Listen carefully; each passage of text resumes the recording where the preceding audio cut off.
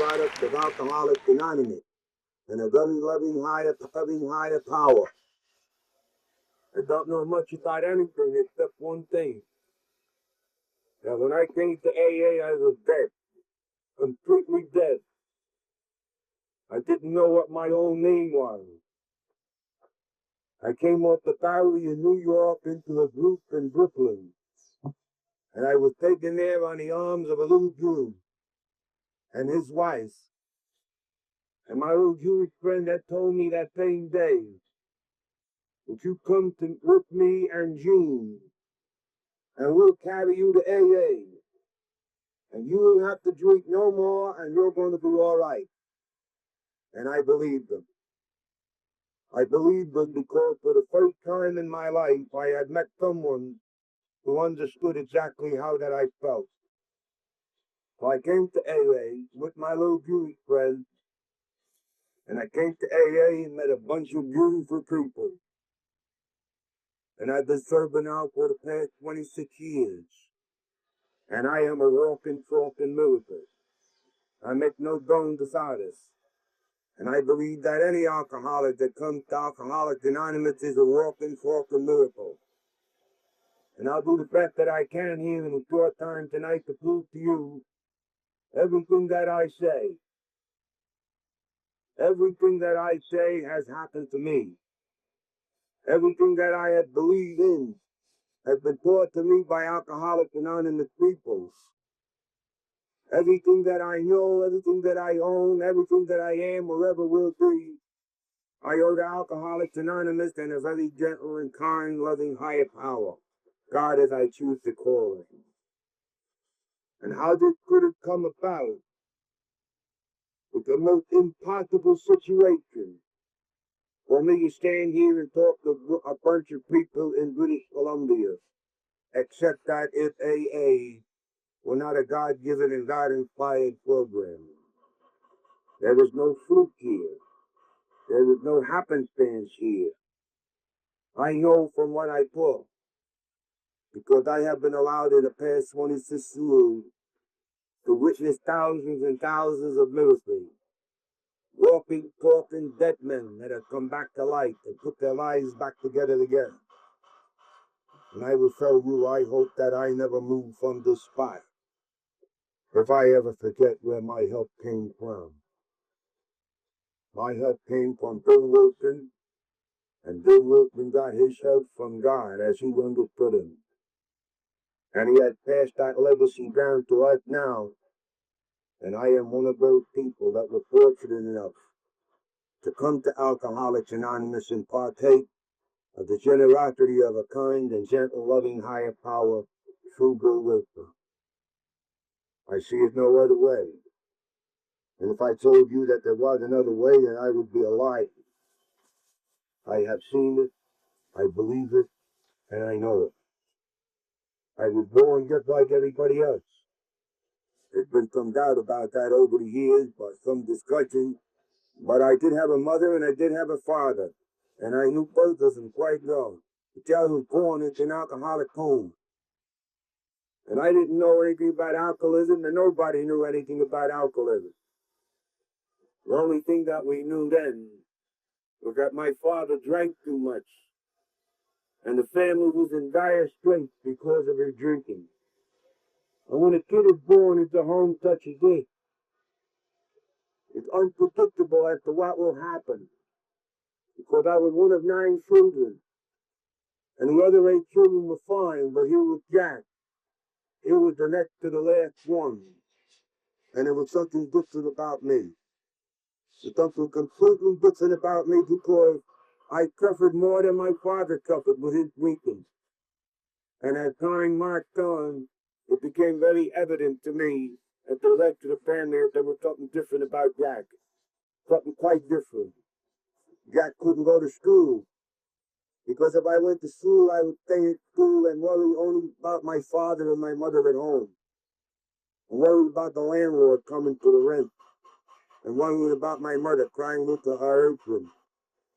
And all these things affected me very greatly when I was a kid. And I learned how to end it very early in life. because I hated those people that brought alcohol into the home. And make no mistake about it, my father was a good man. He was a good man, was an alcoholic. And nobody knew what the disease of alcoholism was. So I grew up in this environment learning how to hate. I hated my father very early. Because each and every time that he lost a job and went out of drunk, he would come off and he would fill with remorse.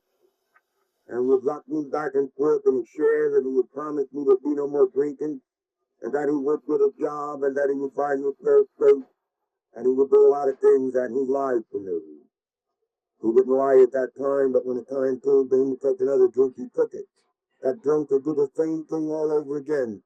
So I lost my faith and my hope and my love for my fathers. And all I had in my heart was a tremendous love for my mother. And I wanted to take her out of that environment, buy a little house in New Brady somewhere, and live with her and be happy. I wanted no suburb. I was a very quiet, shy, retiring kid. I liked to read. I didn't want to engage in sport. I had nothing whatever to do with strip ball, baseball, or basketball. And I grew up this way. And then moons are a miracle. A complete miracle. My brother and I were in a bedroom. And we were in a bedroom because it was raining. My father was drunk. And it was a Saturday morning. My brother came up from under the bed and we had a bottle of wine. And he told me, "What it is, look back. I found the bottle. Let's try a little bit." And I said, "No, I don't need any of that." And he took the cork out and he tried it.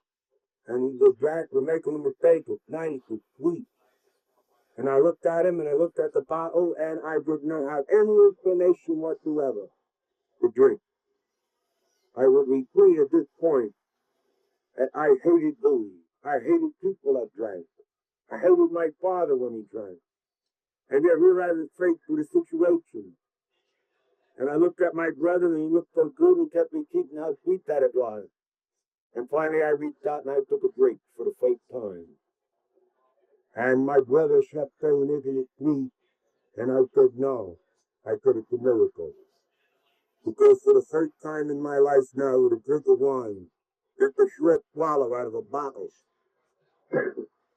I lost all the fear and all the ungrounded and unfounded fear that I had lived with for 12 years. From the first moments that I was born, I was filled with, like the medical people tell us now, with the first and foremost manifestation of our disease, ungrounded and unfounded fear. And when I took my first drink, that disappeared, and I felt good for the first time in my life. And I looked at my brother, and I said, "Go have another." And he said, "Sure," and he had two. And I had the second one, and I asked him to have the third, and he said no. If you drink too much of that drink, you're going to get sick. And I told him what I believed with all my heart. I said, "You have absolutely purpose." I said, "If the Lord make anything better than this, we must keep it up there and go." And I looked at the world, and I felt so good, and I asked my brother again and again to have another, and he wouldn't. And really now, some 40 years later, my brother lived in Lynbrook, Long Island. And I was so any alcoholic would ever meet his old Brennan, fighting in his home, don't drink with him. Because what he will do to you today was what he did to me 40 years ago. He will give you one drink, and with after a proper length of time, he will give you a second drink. And then the cork goes back in the bottle, and the bottle goes back in the closet. And you had just lit the fire, and he was all finished. And for 30 years, that's what he's been doing. And he's still doing it today. And now he takes his brother. Same mother, same father, same environment, same home, same clothes, same shoes, same food. And what happened to me? I hope and I pray to God that doesn't happen to anyone sitting here tonight. I hope that with all my heart. Because for the next few years, I lived a life that I wouldn't look on at all. I graduated from no school whatsoever. I have never even graduated from the grammar school. because the first moment that I took my drink in a bedroom with my brother at 12 years of age, I knew what I had to do. All I had to do to go was to look at this world was to take a little drink of anything whatever containing alcohol, and I would relieve the tremendous fear and the terror that I felt in my heart, and I would take the bill of living just like everybody else. My mother and father had often told me, be like your brother, and I had tried. I tried to be like him, but I couldn't. So I learned to hate him. But you see, when I was introduced to alcohol, they called it just a quick trick. But I found the secret of living. And for the next years I lived. But let me point out to you right here and now that the disease that I suffer from, chemical in nature, affects me in two areas of my life. It affects me mentally, in order that it enables me to do things that normally I would not be able to do. And it affects me physically, because it steals my health, it causes me to church on Sunday. It proves that physically I don't have to claim to anyone do it, but it will to affect me spiritually. And I would like to just dwell for one moment on what I believe is spirituality. A spiritual person is a person that is wanted and needed and loved. And the alcoholic by his action, due to the use and abuse of alcohol, becomes virulent spirit here. He was not wanted, he was definitely not needed, and no one could love him. The good thing with me at age 12, I had embarked on a career of auditions in order to live. I never liked alcohol. I never liked anything that contained alcohol in it until I found out that alcohol would enable me to live. I threw this on my father like a bum because I was not like him. I drank to church because that I needed it. And we would say, how does it show you really drink? Well, because it's simple, especially if you're an Irish Catholic. If you're an Irish Catholic and you're an alcohol, you can drink pretty good. And I went to the church and I was an altar boy. And I worked for the early mass, 6 o'clock. And nobody wanted to 6 o'clock mass, only alcoholics. And I used to get at the 6 o'clock mass with the tourist head swine. And I used to polish up all the things that I was supposed to and polish up a little of the wine. And I told you to go first class in the faculty, see. First class. From the back to rather high, came out of faculty. But you see, I ran into problems even there. I would go along for a period of time with my 6 o'clock mass to be able to go to school. And I used to tell a nun, sister, why don't you sit down today and let me take over the class? One drink, I was a different person. But every once in a while, I would run into a fruit that was alcoholic fruit. And who to prepare the credit too far. And that would be a bad day in my life, so true. I would go to school without my wine, and I would sit in the back of the room and shiver and shake and fear and hope that nobody would call on me. And if they would call on me, I would grunt answers after my terrible parents. So to get blood to what? So the blood to wrong. Because, you know, I had a certain desire in my pocket and in my heart to put a whole bunch of money in my pockets. You know, that I could do and undo the damage that my father did at home. And I'm not very proud of where I cut it. I'm not very proud of there. At a very early age, I started to feel. And I graduated very rapidly. And I worked for a mob on the west side of New York called Good Men of Wood. And I heard a lot of features. And I stole a lot of money. And every time that I stole money, I would think about my mother. I'd go home and try to put her something to good morning. I was thrown out of my home at 16. My mother put home and told me, put down a curl with a roll of celery, money, a bottle of whiskey, and a Federal revolver pointed her inside his head. I was a maniac when I drank.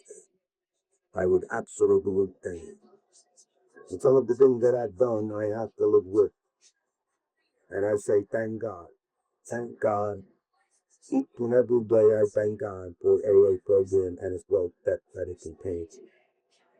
Because the 12 steps enable me for proper application to my life to be able to stand the strength of my daughters and turn it into something that might help someone else.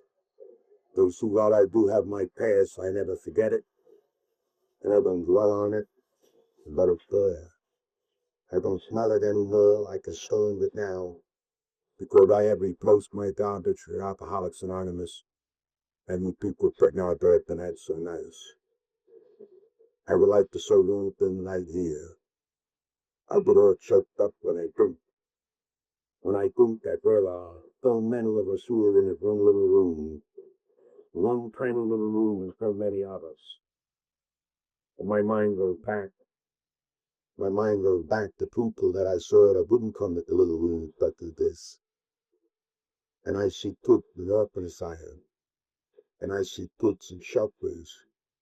And I see kids right where I used to live. I was 11 to 17. Born 18 months, but moving out of the delinquency. I see lots of terror and I see lots of horror and alcoholism. I see nothing prettier. And then when I come into a room, touch a verse, and I see the youth below, like the elder class. I just simply like to remind that particularly me, just back to 1 minute and think of what would happen to each of us the night that an alcoholic feel went out in that drink. My mind cannot fathom, cannot tolerate such a fear, but it's a distinct possibility. There is no guarantee here except the neutron car. I can see that he is and how much that he has turned his life for this alcoholic anonymous and a higher power. Can you think of all the children that would wake up to my learning and the race for school year? And can you think of all the breasts that would sit and wonder raise brother how they didn't come into them? And when you think of all the women, different pictures, with their word about their ears being worn, wondering why did it happen? Everything the bones but well. Lucy, when I worked with a come to British Columbia, I was so sure I had to come. Because there was one person here that would have been such tragedy, I'm sure. My friend upstairs who makes things sex. He does exactly what he wants to do here. And I believe as I do believe. So I'm so grateful to be here and to talk to you people affecting that one. Because this friend enables me to go home with a feeling sense of security and love and usefulness. And how often I wanted to be useful, and now that I'm in, I put that it is. You see, the people that I vote, I cannot make any more amends true. I was a vicious animal on my branch. And while our people walking in this world, I plan my time. Because I would pick a gun in the belly, and I would not be satisfied with the extra money. I would more than likely pressure put the burger in there with a gun. Sometimes I have my number eight at night, my night I'm having a little first group. And I traveled into the road at night hanging open. And I saw the blood coming out of the corner of his eyes, and I could hear the dome crush again. And I could hear both the girl, I could hear me laughing right in his face. What a horror behold that out in him. I'm not proud. I am not the least bit proud. I probably think in order to make a year. To put myself in my position and rather regret this. If you think that you can do it, you can. If I can be sober, and I can live for 26 years, and if I can return to my church, and I can become a useful citizen, then I say to you that anyone can do it. And of course you will say, how I would say only one way. Can relate the real as to the care God as you understand it. This is what that I did. You see, I ran my life according to my plan. And I stole much money, hurt many people. And I watched my mother be buried, and I was not even able to go to the funeral. That same woman died of cancer. And the last word that she spoke to me, I sat in a room at home where I had to sneak to because my father would let me in the house. And I sat there in the middle of the night holding my stomach where I'd been stabbed in the course of a hold-up. I had uncounted money in my pocket, and I sat there talking to her holding my stomach together, moving like a buck tooth. But she said to me, Jack, you don't look too good. And I said, I'm all right, Mom, don't worry about me. And when it began to get daylight, and I figured that the week was up, I could leave. She reached out for a pocketbook. But she said, here, please, Jack, take this dollar and count it somewhere and get something to eat. But I don't think that you're eating too well. How I wish that I could go back and undo that. But I couldn't. I took a dollar and I patted her and I walked out. And I went back to the same thing that I could do. And the night that she called me in Greenwich Village in New York and told me that my mother was dead, I walked outside at the bar that I was in. I still coughing and moaning alone in the third words. And I put my fist through the windshield of an automobile standing at the curb out of pure hatred. I hated everybody. I hated God with a passion you wouldn't believe. And I stuck my hand through a shattered glass window. It shattered. And if it had not been for the grace of God, I would never have survived that. Because two nurses going on a special ship call to a hospital across the street picked me up and saved my life. They carried me into the hospital bodily. And I came to the next morning, and there was two cops standing on each side of my bed. And my one arm was handcuffed to the bed. And I looked at my right arm that had gone through the window, and it was a massive black, with a big plastic bubble over it, back to my chest. And one of the cops said, if you so much as bat an eyeball, I'm going to beat you to death with this club. And I wondered what horrible thing I could have done now to deserve this. And I soon found out. I had gone berserk in the operating room. I threw cans of ether around the operating room. I punched doctors insensible that were trying to save my life. Two nuns that came and talked to me, tried to talk to me, I also hit. I sat in the bed and I listened to these things about me and I said, no, my God, it must be somebody else, it's not me. But it was me. Those are the things that alcohol caused me to do. I wound up with 203 stitches just in the lower part of my right hand.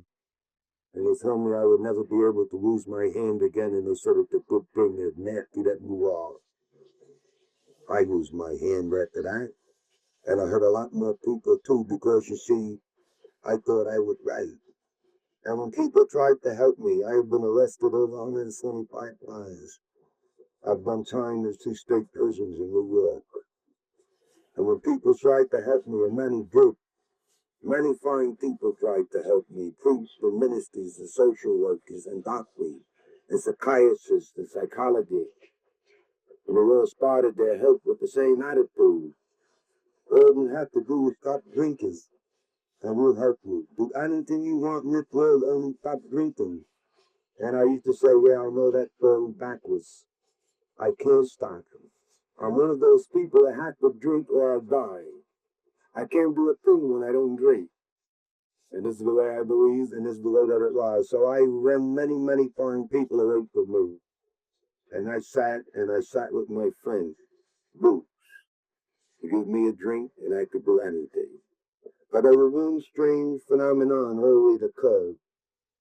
Is I would drink, and I'd be a maniac, I would do many, many nasty, desperate things.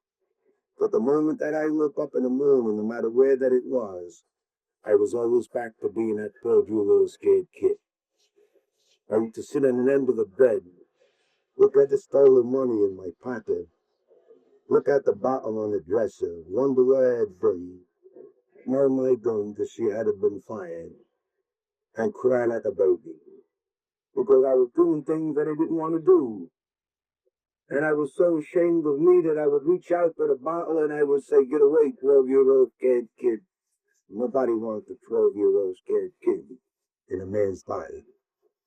So I would take my morning drink, and then I'd be capable of going out the next night and doing exactly the same thing that was working me up so bad that morning. I looked the life 33. I got married. I married a very gentle woman, a very quiet woman. She thought that my friends were really wonderful people. They spend so much money, Jack, and they go so many places. But she didn't know they were spending other people's money, of course. She was a very naive woman, and she used to love to see the bright lights in New York, and we let be shown to her. But she started to ask many questions. She started to ask me things like, Jack, when do you work? Well, I would say to her, why don't you just be quiet, be nice, like a wife should be, and as long as you have money, why do you worry about me working? And I would tell her I was on vacation. And after the vacation, after the loan went sick leave. And she never knew exactly what that I did. And she asked me why I drink in the morning. I said, because I'm up all night, morning to me is night to you. And this is the way that it went. Well, she asked too many questions. I had to leave because I didn't like it. I was not only ashamed of what I was doing, but I didn't want people to see me. I didn't want people to see me get up in the morning and reach under the bed and take a half a glass of water, a glass of whiskey. I knew that I was like my father. I knew that there was something wrong, but I was going to beat it. Well, I never beat it. I'm going to make a long story short here tonight, and I'm going to take you back just quickly. I came home one day and things were getting desperate. There was no money in the house. We were on welfare, and I would sit in the window, look out the window, drink my whiskey, steal welfare checks. We had 2 children at this time, 2 little infants, 2 little babies.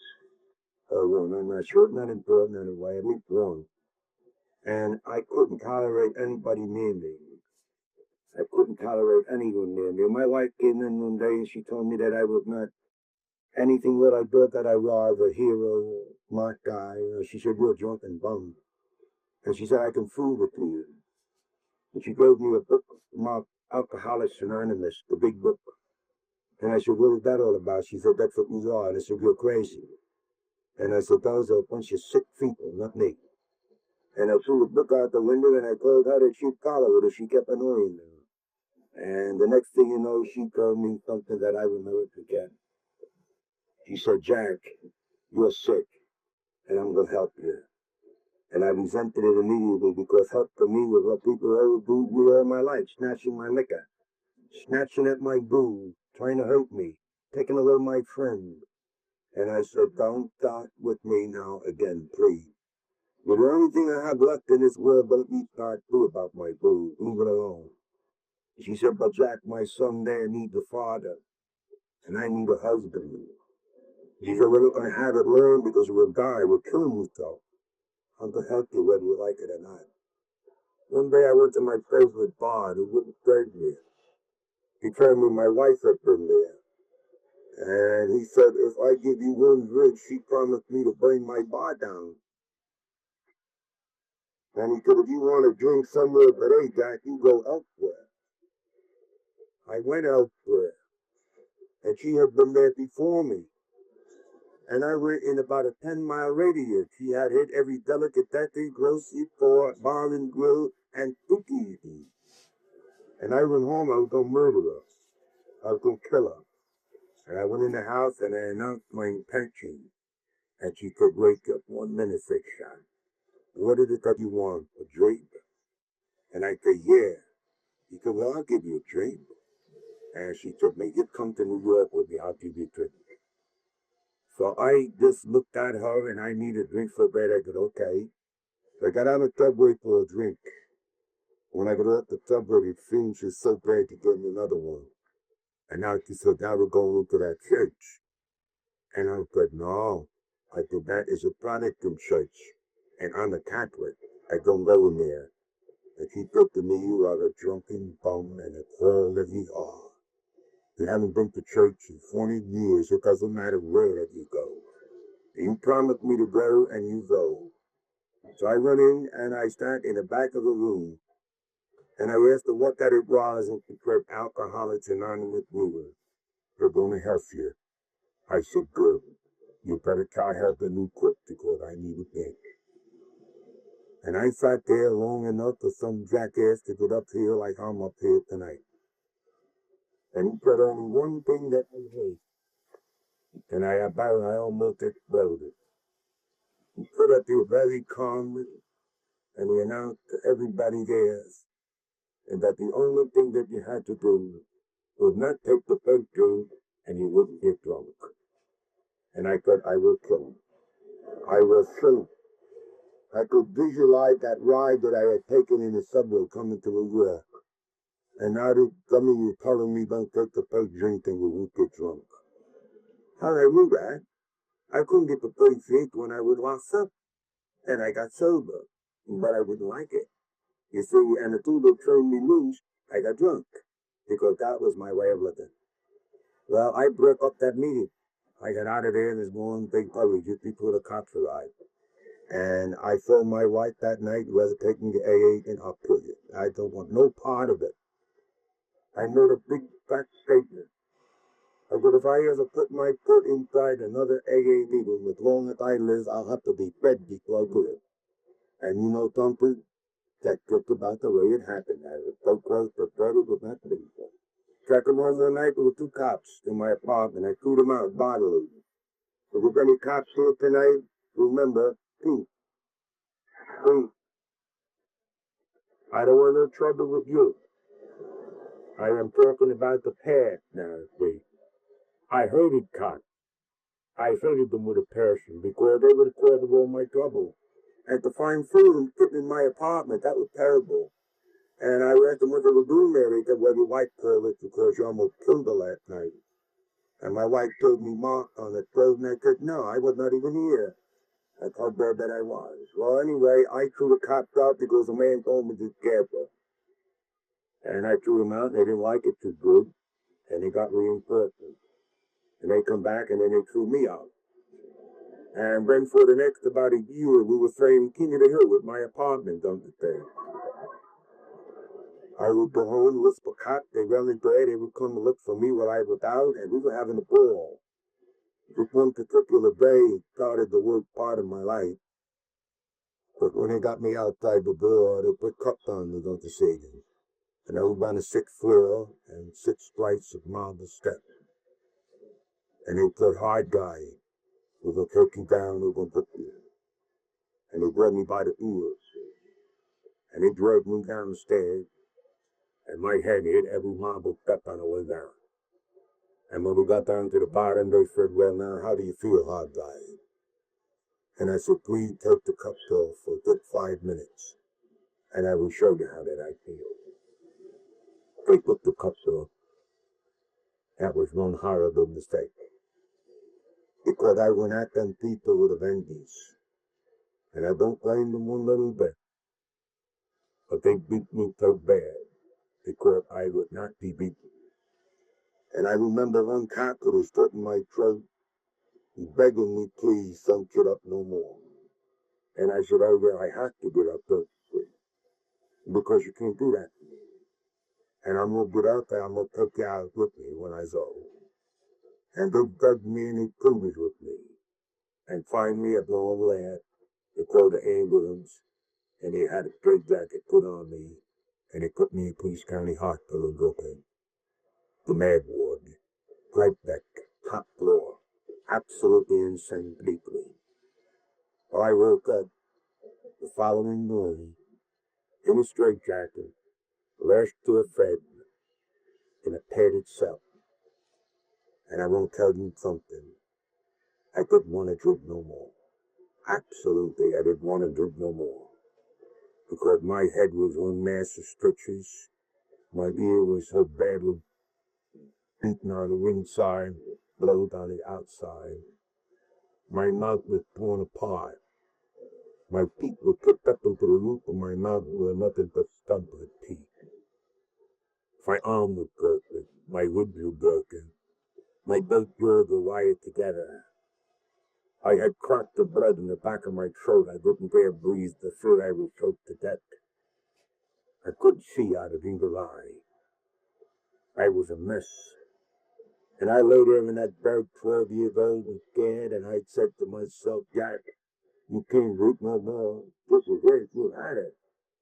And I made every vow that a human being could make. I ain't gonna drink no more. And I went out and I went home at a pinpoint the time. And I went home and my wife looked at me. She said, "What are you going to do now?" I said, "Don't know." I looked at the wall. And I sat in a corner, afraid to move, afraid to go out in the street, afraid to fall. And my brother came and my sister came and nobody understood me. And I sat 12 years old and scared. I couldn't put me there. And finally I went out. I asked my wife for $1. Because I can't live like this in Parkers. I had to get a job. I had to do something. And she gave me $1, very hesitating. And I went down the corner to get the cook one juice, and my guts would fail in my belly when I got on the subway. And when I took that loom drink, it was like somebody signed the key in my head. More than a third of the job went out the window. Everything that I thought was like came wrong. And I went looking for the cops that had beat on me. How stupid can we be? And how smart can we be? I repeated that same episode 12 times. 12 times. Bellevue Hospital, Kings County Hospital, Centralized Slip State Hospital. Beaten to a pulp, lapped into a straitjacket, taken into a hospital, hopeless, helpless, insane. Let me tell you, normal people couldn't do it. You have to be an alcoholic in order to do those things. Once is enough for anybody, but the alcoholic seemed to go on and on and on and on. First time I would come out of the hospital, 2 detectives caught me. Waited at the door, took me to a judge, very lovely judge, and looked quite rowdy with a decent man. The 2 detectives wouldn't let me get a drink, and I thought that was unusual. And when I got to the court, my wife was there. She had one baby in her arms and the other walking, toddling. And I knew something terrible was about to happen. And it was judge read me sheets of paper signed by 2 doctors. Jack Brennan is a homicide maniac. My wife was serving me out overnight, not even know that he did this. This man cannot tell the difference between right and wrong. This man will never ever work another day in his life. It was impossible for him to live more than 5 years. And to be judged by some chance for his 5 years, he would spend the latter part of that 5 years in a mental institution because he was suffering from severe brain damage. It is highly recommended that this man be removed from his home for the protection of his family. And I looked at my wife, but I was 12 years old and I was scared. And I read, "Why do you do this to me?" He said, "I tell you why. Because my children have to have a chance to live. And they can't live with you. You're a maniac when you drink. And then we have done everything in this world to help you and you have help. So now get out of our lives and leave us alone. And let me raise my children that the judge has given me. And if you put your dirty, filthy face back in my home where I'm raising my children," he said, "I'll kill you myself. I'll take a knife and I'll stick it in your belly while you're sleeping, but you're not going to interrupt my children's lives. Get away from me. I instigated, I saw you." It was a very naive, gentle woman that I married. And that's the way I had created. And then the judge told me, "Jack, please, don't argue. Just go." And he had 2 cops put me on the subway over the turnstile. And they too told me, "Don't come back to Bristol and Bama. We'll finish it. We've had you up to the eyeballs. We're not afraid of you no more. Because you're nothing. You're absolutely nothing." And I went over to New York for the big ideas. I was going to get a gun and I was going to do this and that. No. Lying. Harry Baloo that day. I couldn't get a gun. I didn't know which end the bullet came out anymore. I had no friends that was stupid enough to even bother to search for me. When I arrived in New York, I didn't go to Mulberry Street, where I used to be the big shot, you know. No, I went to the other side of Canal Street, to Bowery, and I lived there for 2.5 years. In the winter and in the summer, and I had body light, and I had hair down the back of my neck, and I would kick the cabs and buses, and I fell down subway stairs, and I slept in the rain, and I slept in the snow, and I cursed God every minute that I could remember. Every second that I could remember, I cursed God, my mother, my wife, my family, my brothers, and everybody that walked past me and had a pair of shoes on his feet. Look, guys, look. Hate, you don't know the meaning of the word. You don't know the meaning of the word. I was so full of hate that God, it kept me alive. Hate was the only thing that kept me alive because I didn't eat. And I sat and I mumbled to myself the terrible things that I would do one day to those that had hurt me. But you see, 38 years ago, I was born. 30 some odd years.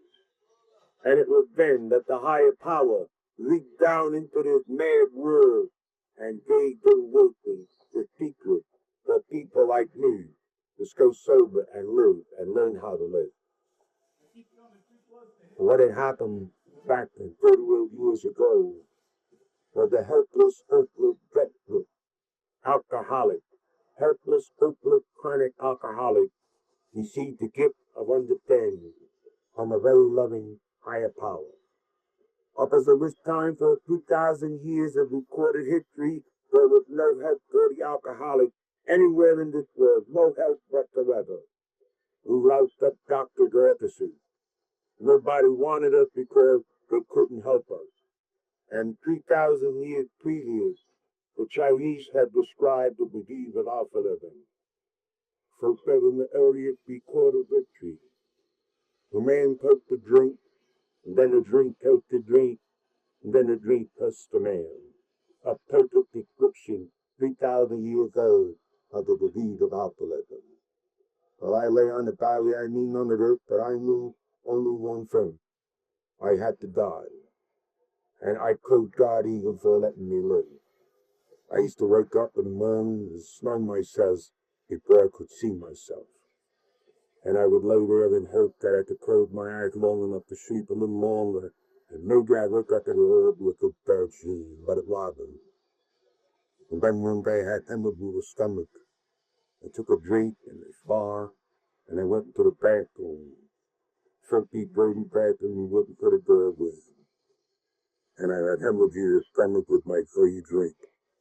And I fell down on the floor, and I hooked my chin on the filthy bowl, and I literally watched myself running down the toilet bowl. And it was at that time, and only at that time, that I looked at the bottle I had in my hand, and I put that up, my friend, at the room. And I threw the bottle over my shoulder, and I closed my eyes, and I prepared to die. But my friend that failed me see to watch its alcoholics. And every alcoholic in its world will come to that point during the Wilson would, a day of despair, when he will call out the same as Bill did. Let there be a God, let him show himself now. Not tomorrow, not the next day. Now, I need you. Help me. That's what happened with Bill Wilson, and that's what happened with me many years later. Because I lay in that bowl and that fur, I didn't die. And my friend up there watched me. And he told me how to put pictures into my head. And I could see pictures of my wife and my family. Good days, bad days, and I was delirious with no capture. And I tried hard not to fill up anymore because I was so very weak, I couldn't move. And one picture came very clear. It was like I was up in that chandelier looking down, and the head was a lot of steeple, moving about, milling about, drinking coffee, laughing, all nice and clean. And I couldn't place what that was. And then suddenly, like a tremendous revelation, it came to me. That was that AA meeting I had been at so many years before. So that brilliant man that said, don't take the first drink, and you won't get drunk. And suddenly I started to cry, and I said, Jack, you damn fool. You had it, and you blew it. You threw it away. And I lay there, and I wept, and I cried, and I saw that picture, and I cursed me for the first time in my life.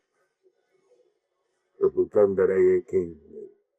Because out of the whole mess, chaos that was my life, one thing became very important. I wondered, could I possibly do it? I crawled out of that place on my hands and knees. I grabbed the stranger and I screamed at them and I begged them and I pleaded with them. Call AA for me. It's some kind place you called AA. And he told me, sit down here. Don't move because they're coming. And I was hardly hoping, bearing that they would come. I thought maybe again I would hallucinate. Maybe they didn't say that at all. But I hung on to whatever I was sitting on to keep my mind in my body, and I waited. And AA came. Not a big Irish Catholic name, mostly, you know. No. Little Jewish fella named Sam Cole. And I looked at him and I learned the further lessons.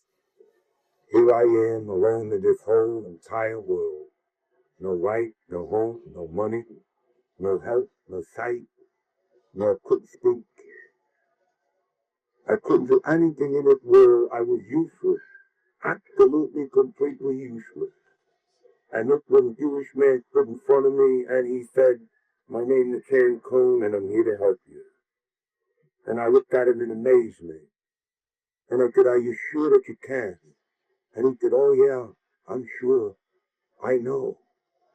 And Uncle Benny told his wife to please keep quiet. Don't say that no more. Because she kept saying, oh my God. And he was going to hurt you. He wouldn't bother you. Just leave him be, he's all right. And then finally she got close enough to me, and the two of them said, if you will just come with me, we will carry you to LA, and you don't have to drink no more, and you'll be all right.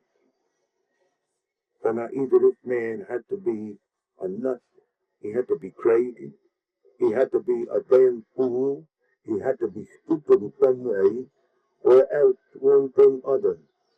He had to have a secret, something that he knew that nobody else knew. I'll read this to you. Didn't he have a secret? And didn't he know what that he was talking about?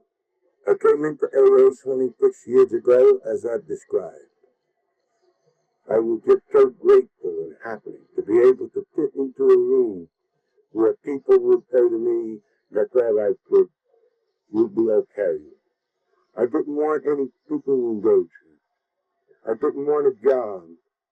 I didn't want shoes.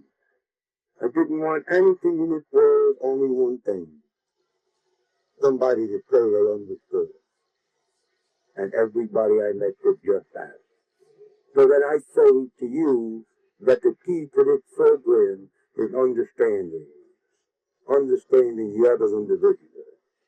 Because I sat and I grew on understanding. You see, people say to me, Jack, we need you. Please keep coming back. And I couldn't understand it. And my friend Sam Cohn, had he told me to go in the corner and cut my shirt, I would have done it. I didn't argue with it. Because he was a man that I knew that he loved me. So everything he told me, I believed. I believed with a very childlike faith because my mind was that of a child. I had been beaten so badly that I didn't know my own name or what year that it was. I didn't know who was the mayor or the president. I couldn't call anybody by their name. I knew nothing except one thing. At long last, I have found what I was thirsty for in the bottom of a bottle. Understand this. I would have settled for 3 months of psoriasis and died happy. But my friend up there does different ideas. Because he gave me a sponsor, the out of this world, an AA man that was beautiful. So I used to talk with him all the time. And he told me that he needed me. I couldn't understand why. And I asked him one day, he said, oh, Jack, you're helping an awful lot of people. I said, how do I do that thing? He said, well, you are. When we get new people, we point you out to them. And we tell them that they keep drinking, they won't look like you. And so you're helping an awful lot of people. Please keep coming back. You see, now I would want to. And he said, you know something, we need you to wash the dishes too. And we had very beautiful cups, you know, regular cups. Until we put I started washing dishes, they went to filter cups because I broke them all. And nobody said to me, you stupid. Nobody. But man, they said, oh, that's good, you can wash cups. And then one day turned to Jack the real love here. And I took care, you know, something, where I come from, men don't like men, you know. And I said, you're not one of them funny people, are you? And he said, no, no. We love you because you're an alcoholic. I want you to think about that. I want you all to think about that. We love you because you're an alcoholic. He didn't say that we tolerate you because you're not, in spite of you being an alcoholic. He didn't say that we love you even though you are an alcoholic. No, no. That's the way I had lived. Everybody tolerated me in this world except till I came to AA. And then he loved me because I was an alcoholic. At last I had arrived. I had come somewhere where I was wanted, needed, and loved. And that was the beginning of my spiritual growth. Mentally, I got sober. Mentally, I got sober. Physically, I got sober. I stopped puking after a few 2 weeks. I was able to sit down in a chair quietly after a couple of 3 months. But I want to tell you something I will never ever forget. Never in my life, as long as that I lived, from where that I came and how that I got to where that I am today. I will never ever forget my little Jewish friend, Sam Cohn, and my friend up there at the higher power. Because I went to Ken one day and I asked him, I just said, my life, how can I pay you? He said, you are stupid, I was too. Coming from a little Jewish man, to me, that was a pretty hard word. I said, you know, it kept me wrong. I kept me what I do. I owe you my life and you snarl at me. Because I did because it's stupid. I told you that it was not me, that it was the higher power. And he said, I gave it to you what was given to me. And the person that gave it to me had it given to him. And it would carry it all of him back to the very place we're working with the higher power that gave it to him. So we all owe our higher power. No one owes anything. So if you want to say thank you to anyone ungrateful, I mean, say it to the higher power. And if I don't speak to that man, he said, I know that. That is your trouble. And he said, you had better speak to him because you're not going to speak to me. And I said, you are nasty. He said, yeah, I am nasty, but I am right. And I said, how do I do that when I cursed him so bad? I hurt so many people. He said, talk to him first exactly the way you talk to me. Then he said, no. He said, you better clean it up a little bit first. So that night I went out, I didn't take the bus. I went on the sidewalk and walked home. And I talked to my friend upstairs. And I told him, I said, hey friend, that little Jewish guy in there said that you must love me because you sent him out after me. And I said, I gotta believe it. Because I'm sober and I got paid his shoes. And I'm doing real good. I got a little room. And I got a job washing dishes. And he says, I owe you, I gotta believe that. If I could have tell you what I do. From here on, you tell me what to do and I'll do it. No touching. We've been doing that for me for the first 26 years. And you know something? When Bruce I say to him, I say, well, don't do it all right, but this time you're wrong. And when you get in trouble, don't you come to me because it's your idea. And you know what? He's never wrong. Man, it looks like a deep breath heaven and I dive in and do what I'm told to do and it comes out beautiful. So I had stopped down. I get the cookie braid as it comes. And when I wake up in the morning, I have a little prayer that I say. And I can share it with you. I can copy and share with me. I'll leave. I put my feet on the floor. And I let the fog clear away just a little breath. And I tend my little fur.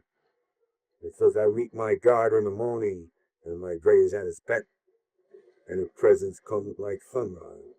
Like a glory in my breath. And all day long that presence lingers, and all day long he stays with me, and we sail in quest of calmness for a very troubled sea. So I think I know the secret learned from many troubled ways.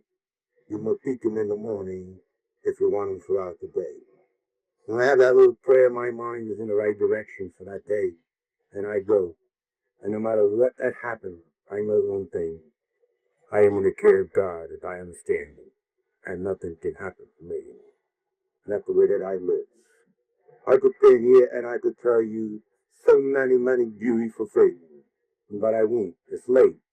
I don't like to impose on people, but I will say one thing to you as I repeat what I said when I first put us here. I am a product of Alcoholics Anonymous and a very loving higher power, God as I choose to call him.